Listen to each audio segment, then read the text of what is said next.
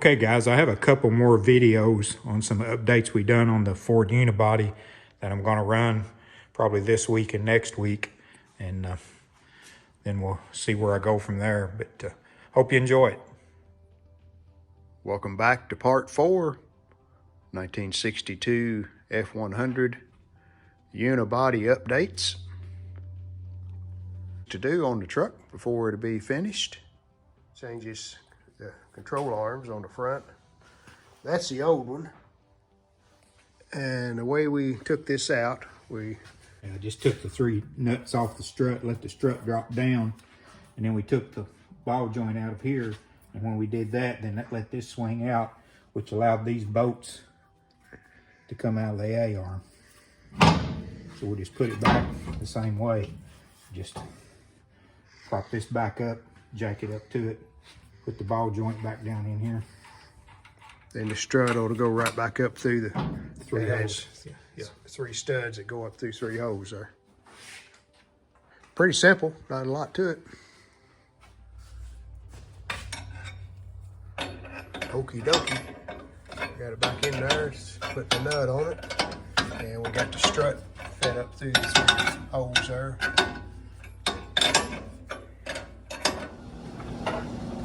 We're moving to the passenger side, and we had to take the brake line loose here. It's too close to that nut on the control arm.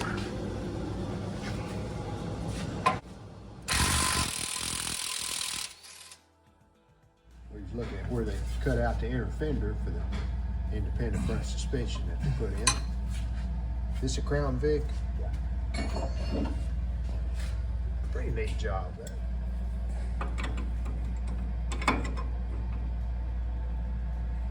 Put a little grease in there now. Should be completed.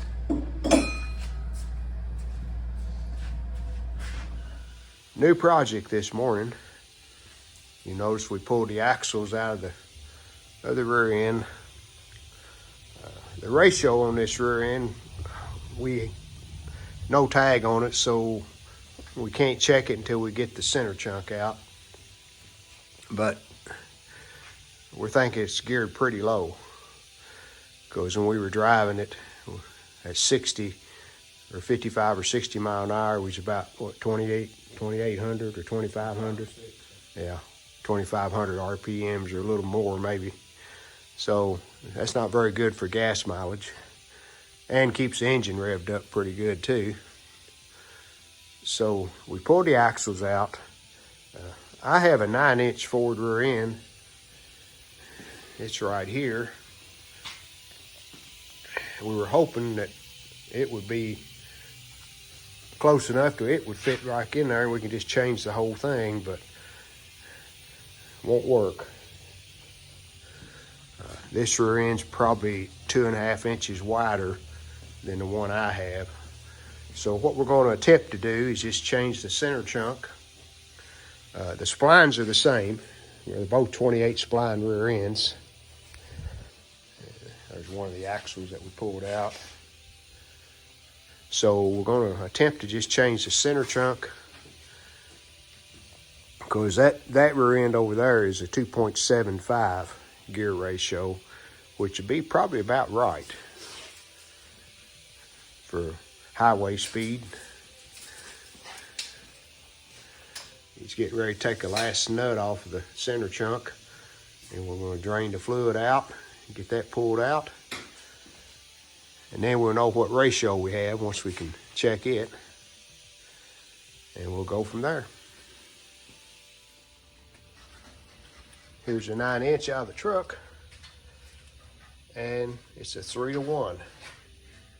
We were thinking it would be a 350, 375 to 1 or so, but it's a 3-to-1, so I guess you'll have to decide what we're going to do. The one I have is a 275, so that would help a little. Gear it up slightly, about 10%. But all right, working on the rear end this morning. Here's a new kit with the seals and new bolts for the ring gear, new shim for the pinion housing, new bolt for the yoke, and of course a new gasket to go on on the in or outside where it goes together. So we're going to get all this out. Okay, got new shims on and the crush washer in behind it.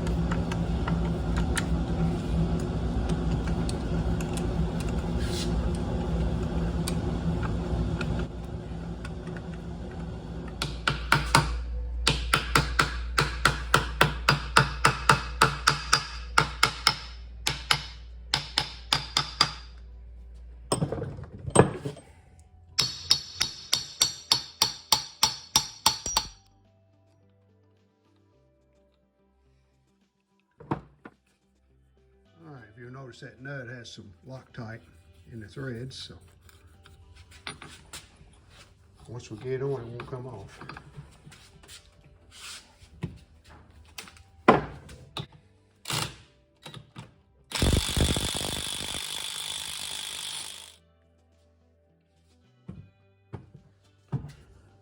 Now we're painting the teeth on the ring gear, and we're going to spin it and see what it looks like. See what kind of mesh we have. And I think you can see the pinion gear. So looks pretty good. Ready to put it back on. Got the housing clean here. And now we're working on the center chunk, getting it cleaned off.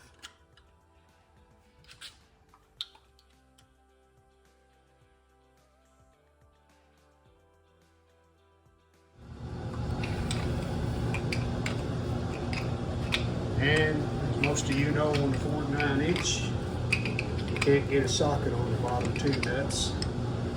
You have to use a wrench.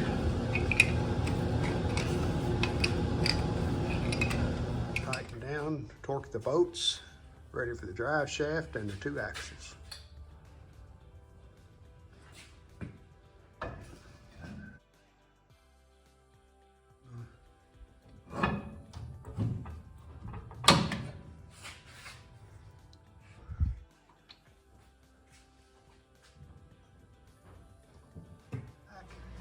We do need to put a little coat of paint on that center chunk using Lucas oil, 7590 gear oil, synthetic gear oil. So that'll make it last 200,000 miles, right? Should.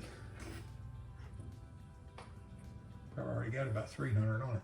Okay, one more look before we put it down.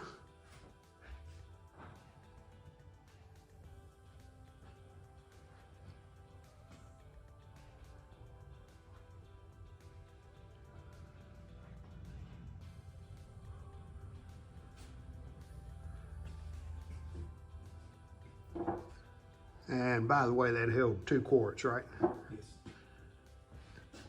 We put 2 in. He had another one, and we just started to put it in, and it was coming out of the overflow on the back. So 2 quarts was right.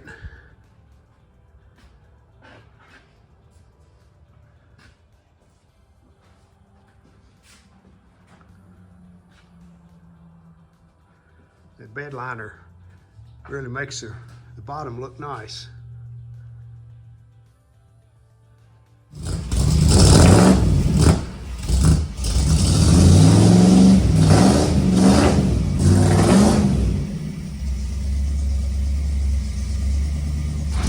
That fuel injection has to learn the motor. That's why it's kind of loping around there. Once you drive it a little bit, it learns it.